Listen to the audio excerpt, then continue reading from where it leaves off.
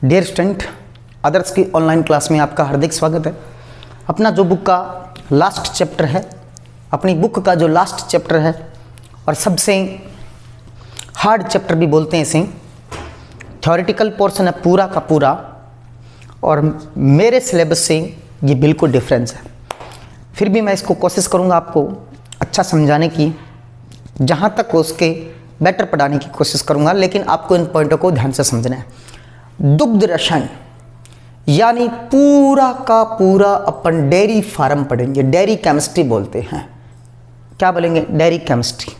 इसके अंदर पूरे के पूरे दूध के बारे में अपन जानकारी प्राप्त करेंगे। खोआ कैसे बनता है, मावा कैसे बनता है, पनीर कैसे बनता है, पनीर के अंदर ब्रांड कौन सा है और उच्चतम ब्रांड कैसे होता है, दूध के अंदर अपन मिलावट की जांच किस प्रकार करते हैं, ये सब बातें, उसके अंदर कितनी वसा की मात्रा होती है, कौन से पदार्थ के अंदर वसा की मात्रा, किस गाय के दूध में वसा की मात्रा ज़्यादा होती है, भैंस के दूध के अंदर वसा की मात्रा ज़्यादा होती है या ऊँटनी के दूध के अंदर वसा की मात्रा ज़्यादा होती है। अब देखिए यहाँ प्रश्न आता है, एक बहुत अच्छा प्रश्न बनता है कि मानव, जानवर के दूध में क्या अंतर होता है। देखिए यहां से जानवर के अंदर गाय भी आ सकती है, भैंस भी आ सकती है, बकरी भी आ सकती है, ऊंटनी भी आ सकती है, घोड़ी भी आ सकती है। क्या आ सकती है भी? घोड़ी भी आ सकती है, और इसके अंदर भेड़ भी आ सकती है। क्या आ सकती है? भेड़ भी आ सकती है। क्या आ सकती है? भेड़ भी। कई बार प्रश्न आता है मानव और भेड़ के दूध के अंदर अंतर क्या होता है, गाय और भैंस के दूध के अंतर्गत अंतर क्या होता है, भेड़ और ऊंटनी के दूध के अंतर्गत क्या होता है, अंतर क्या होता है। दूध बनता कैसे है? दूध का स्रावन होता है बिल्कुल स्तन ग्रंथियों से। किन से होता है भी? स्तन ग्रंथियों से होता है। और दूध हमारे लिए, दूध हमारे भोजन का क्या मानते हैं? एक अवयव अंग मानते हैं। दूध में आवश्यक पोषक तत्व कौन कौन से होते हैं? दूध के अंदर आवश्यक पोषक तत्व में कार्बोहाइड्रेट, प्रोटीन, वसा, खनिज पदार्थ और विटामिन एवं जल भी पाया जाता है, और इसी कारण दूध को संपूर्ण आहार की संज्ञा दी जाती है। दूध को क्या मानते हैं? अभी तो मैंने नॉर्मल बात बताई कि भोजन का एक दूध क्या होता है, अंग माना जाता है, क्योंकि इसमें वसा, विटामिन, प्रोटीन, कार्बोहाइड्रेट और बहुत सारे पोषक तत्व भी मौजूद होते हैं, इसीलिए इसे संपूर्ण आहार की क्या दी जाती है मित्रों? संज्ञा दी जाती है। अब देखते हैं दूध की परिभाषा क्या होती है। सिंपल परिभाषा मैं बताता हूं कि स्तन ग्रंथियों से, कौन से? स्तन ग्रंथियों से, स्तन ग्रंथियों से स्रावित होने वाला तरल द्रव्य। कौन सी ग्रंथियों से मित्रों? स्तन ग्रंथियों से स्रावित होने वाला तरल द्रव्य।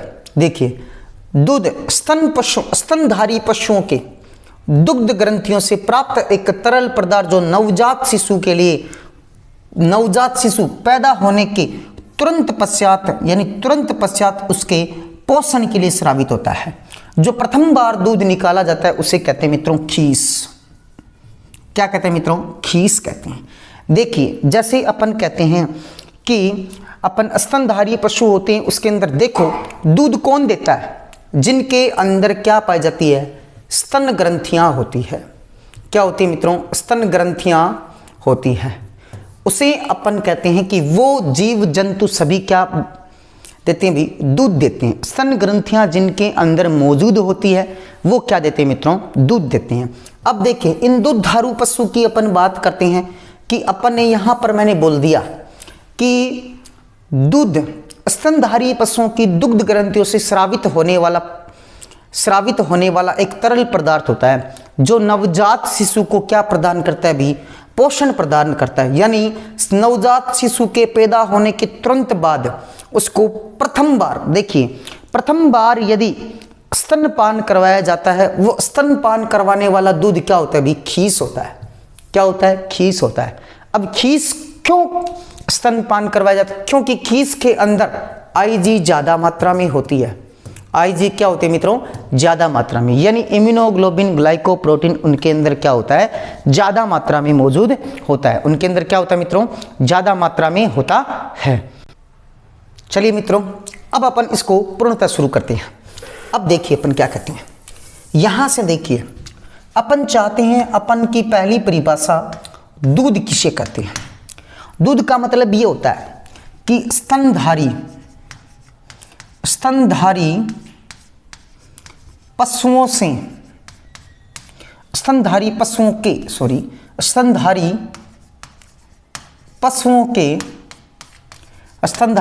के स्तन ग्रंथियों से स्रावित तरल पदार्थ जो नवजात शिशु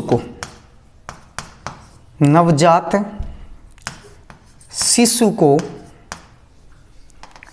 पोषण प्रदान करता है, उसे अपन क्या कहते हैं? दूध कहते हैं। अब प्रथम बार जब स्तनपान कराया जाता है उस समय जो दूध होता है, उस दूध को अपन क्या कहते हैं मित्रों? क्या कहते हैं मित्रों? खीस कहते हैं। उस दूध को क्या कहते हैं? खीस कहते हैं। ये बात तो अपनी क्या होगी? कंप्लीट होगी। अब देखिए व्यापारिक दृष्टिकोण से परिभाषा क्या होती है।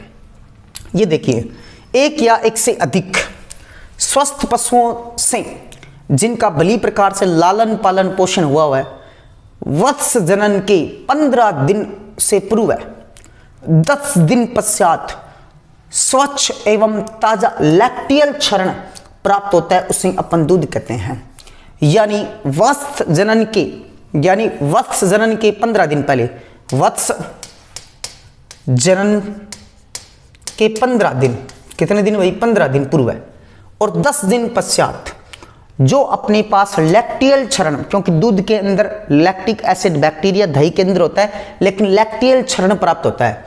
उस लैक्टियल क्षरण को क्या कहते हैं? दूध। इस दूध में न्यूनतम वसा की मात्रा, लैक्टियल क्षरण वाले दूध में न्यूनतम वसा की मात्रा 3.25, आंकड़े याद करना भी, 3.25। वसा रहित ठोस पदार्थ की मात्रा 8.5% होती है। इसमें वसा रहित ठोस पदार्थ की मात्रा कितनी होती है? 8.5% होती है। अब देखिए रासायनिक दृष्टिकोण से परिभाषा, व्यापारिकल दृष्टिकोण से परिभाषा देखिए क्या होते हैं? एक या एक से अधिक स्वस्थ पशु जिनका भली प्रकार से क्या हुआ, लालन पालन क्या हुआ, पोषण हुआ, भली प्रकार से उनका लालन पालन पोषण हुआ है, वत्स जनन के 15 दिन पूर्व और 10 दिन पश्चात स्वच्छ ताजा लैक्टियल क्षरण प्राप्त होता है, उसे अपन क्या कहते हैं? दूध कहते हैं। और इसमें न्यूनतम वसा की मात्रा 3.25, वसा रहित ठोस पदार्थ की मात्रा 8.5 होती है। वसा रहित ठोस पदार्थ की मात्रा कितनी होती है मित्रों? 8.5। ये तो था व्यापारिक दृष्टिकोण से। अब देखिए रासायनिक रूप से परिभाषा, रासायनिक दृष्टिकोण से दूध एक विषमांगी उत्पाद होता है जिसमें प्रोटीन, वसा, शर्करा, खनिज पदार्थ एवं अन्य अवयव भी क्रमशः इमल्सन, कोलाइडी निलंबन, वास्तविक विलयन के रूप में जल की सतह पर तरल प्रावस्था में उपस्थित रहते हैं। वास्तविक विलयन में जल के अंदर तरल प्रावस्था के रूप में रहते हैं, उसे अपन क्या कहते हैं? दूध कहते हैं। देखिए वास्तव में दूध की परिभाषा करते समय दो बातों का विशेष ध्यान रखना चाहिए। परिभाषा के अंतर्गत खीस रहित दूध आना चाहिए। कैसा आना चाहिए? खीस रहित। क्योंकि खीस कब आती है? स्तन, प्रथम बार जब अपन स्तनपान कराते हैं उस समय जो दूध मिलता है उस दूध को अपन खीस कहते हैं। अपमिश्रित दूध भी इसके अंतर्गत नहीं आना चाहिए। कुछ अवयवों की न्यूनतम मात्रा निर्धारित कर देनी चाहिए। सिंपल सी परिभाषा, इतने का सारांश इतना ही होता है। इसमें एक तो ये आंकड़ा, एक ये आंकड़ा, इसमें आपको ध्यान देना है। एक ये आंकड़ा और एक ये आंकड़ा आपको इसके अंदर क्या देना है मित्रों? ध्यान देना है, जिनके ऊपर अपन क्या कर रहे हैं? चर्चा कर रहे हैं। और ध्यान से देखें इन पॉइंटों को, अपन चर्चा पर बात कर रहे हैं।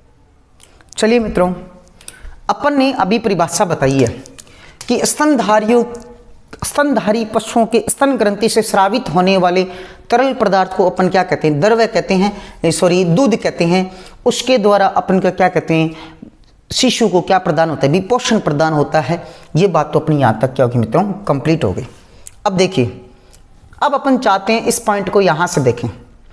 अब देखते हैं दूध के अवयव के ऊपर अपन चर्चा करेंगे। अब देखिए यहाँ से अच्छा पॉइंट आता है, दूध के अवयव की बात करते हैं। सुनिए मेरी बात, दूध के अवयव की, कि दूध एक अपारदर्शी द्रव्य होता है जो वसा, प्रोटीन, लैक्टोज, खनिज पदार्थ एवं जल से मिलकर बना होता है।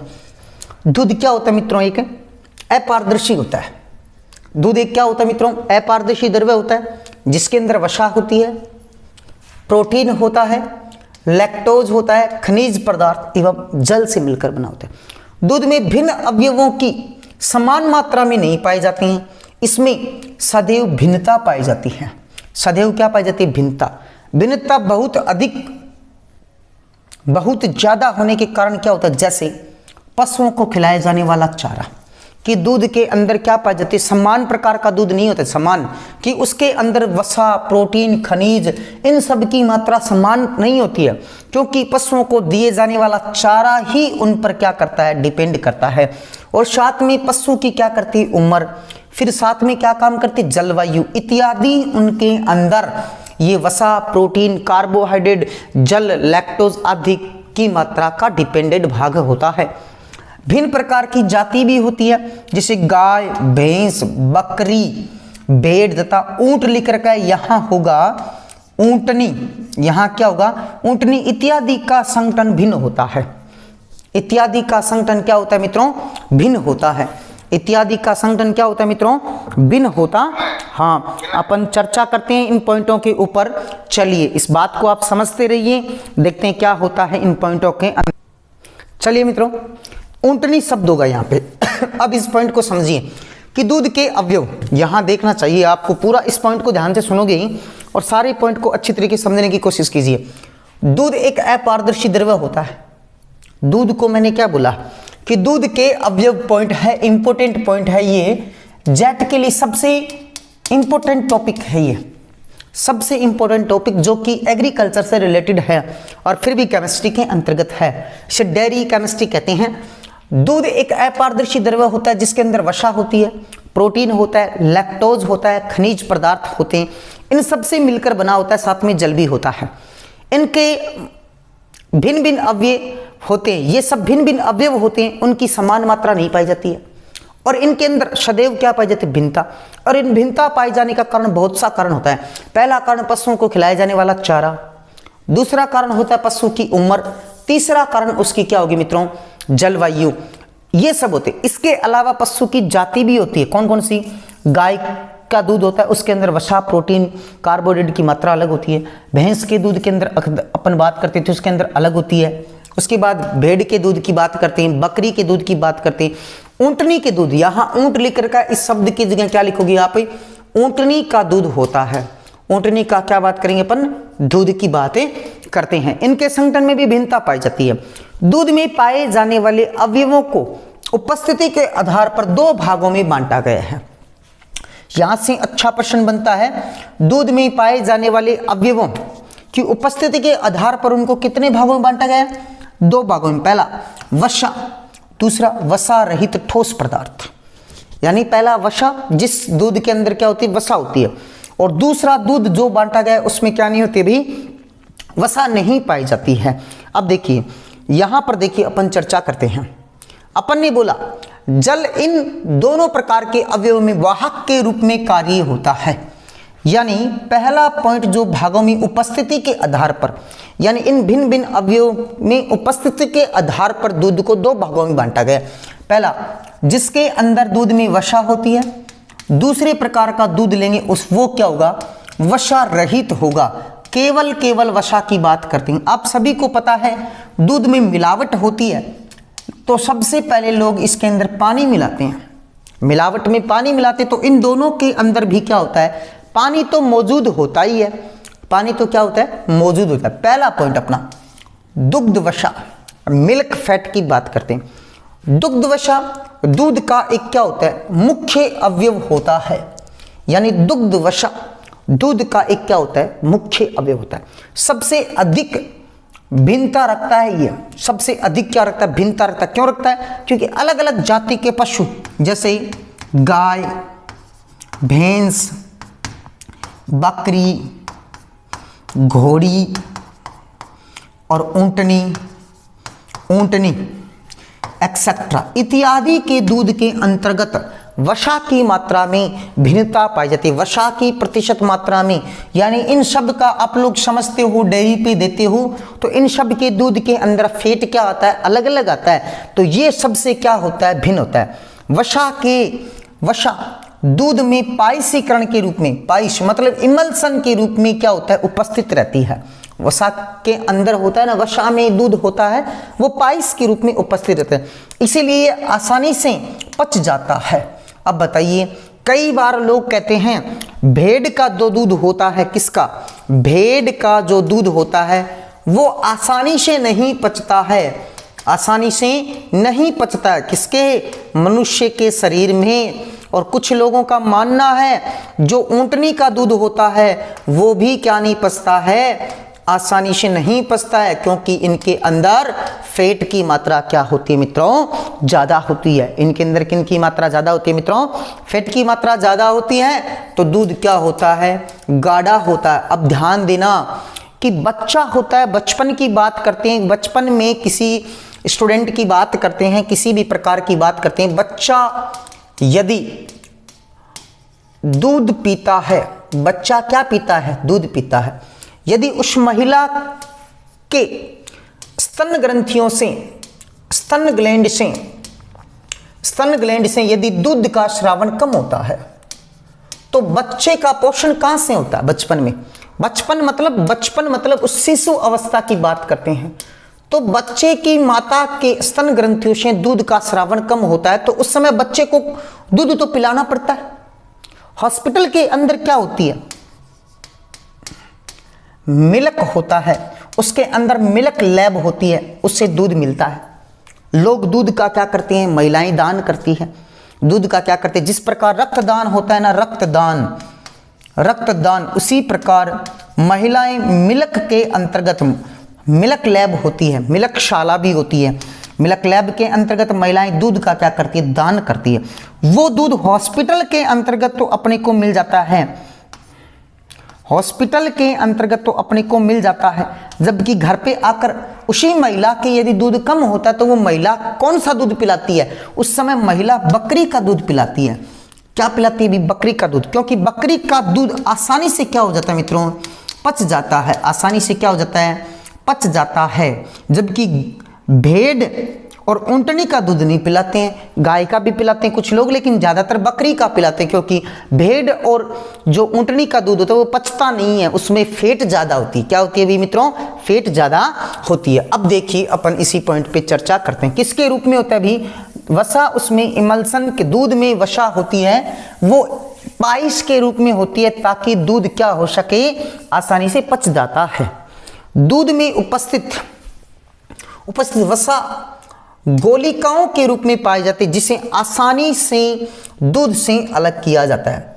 अब बोले कि दूध में वसा किस प्रकार से अलग की जाती है, वसा किसके रूप में होती है, दूध में गोलिकाओं के रूप में, फैट ही तो बोलते हैं दूध को। जैसे ही वसा को अपन दूध को गर्म किया, दूध को गर्म करते हैं तो उसके ऊपर बुलबुले बनना शुरू हो जाते हैं, एक जिसे अपन बोलते हैं मलाई बोलते हैं, ऊपर क्या जाती है भी मलाई।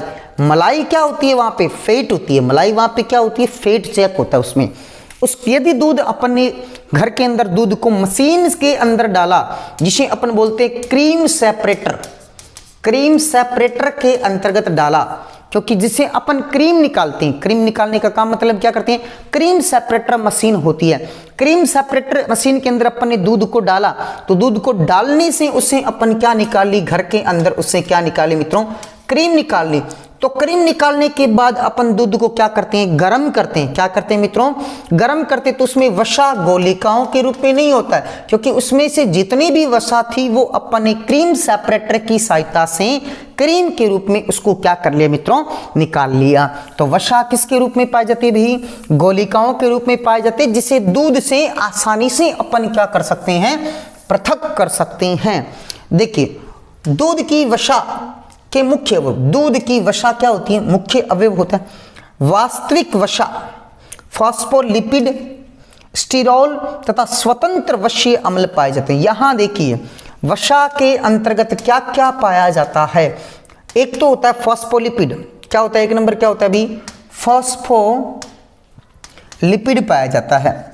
ये ध्यान देना भी प्रश्न आ सकता है। फॉस्फोलिपिड वसा के अंदर, वास्तविक वसा के अंदर कौन कौन से अवयव होते हैं, फॉस्फोलिपिड, स्टीरॉल, स्टीरोल, स्टेरॉइड भी कहते हैं, स्टीरॉल, और एक इसके अंदर लास्ट आता है वशीय अम्ल। वसा के अंदर क्या आ गया, वशीय अम्ल आ गया मित्रों, क्या आ गया, फॉस्फोलिपिड, स्टीरॉल और वशीय अम्ल पाए जाते हैं।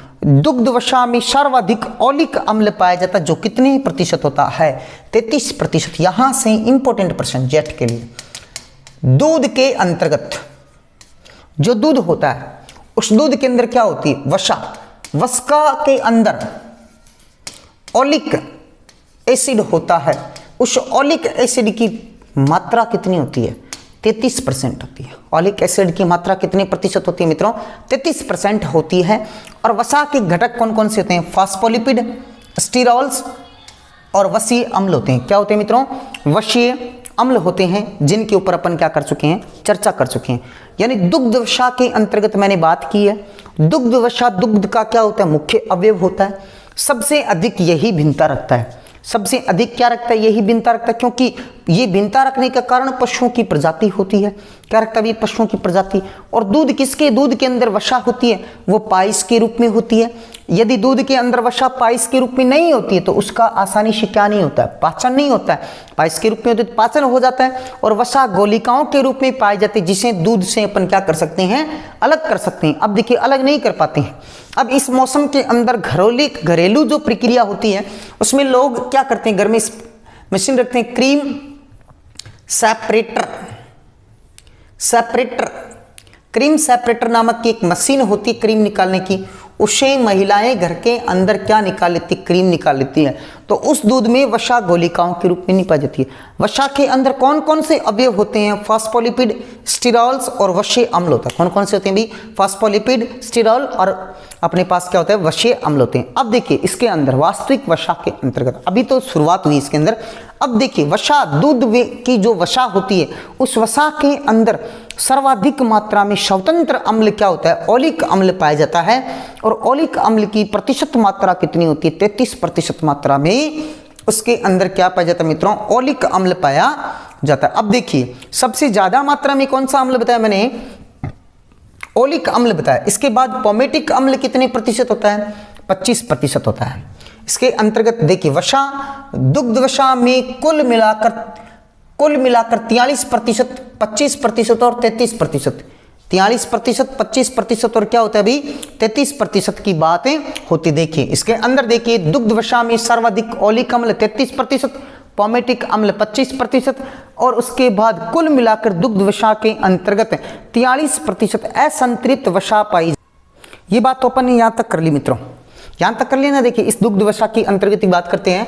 दुग्ध वसा में सर्वाधिक मात्रा में ओलिक अम्ल कितने प्रतिशत, 33% होता है। पोमेटिक अम्ल 25%। दुग्ध वसा में कुल मिलाकर 43% असंतृप्त वशीय, एमए नहीं है यहाँ पे, यहाँ पर असंतृप्त क्या होता है, क्या होती है, वशीय अम्ल होता है।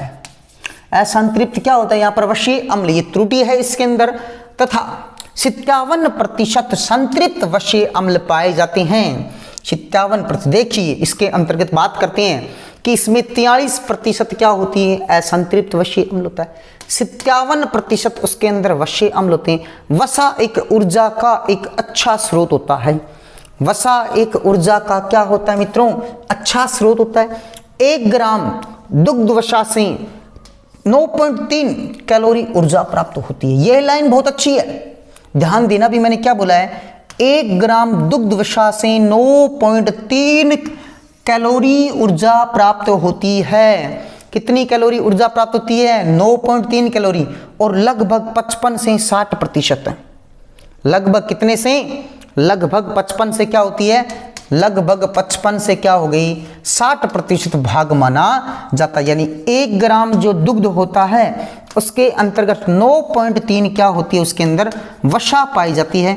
और वसा एक ऊर्जा का क्या होता है मित्रों, स्रोत होता है। इसके बाद की जो बातें हैं अपन अगली क्लास के वीडियो के अंतर्गत अपन क्या करेंगे मित्रों, अध्ययन करेंगे। तब तक आप इस क्लास को देखते रहिए। इस वीडियो को एक बार नहीं तो 2 बार देखिए, सारी बातें लिखने की क्या कीजिए, कोशिश कीजिए। धन्यवाद मित्रों।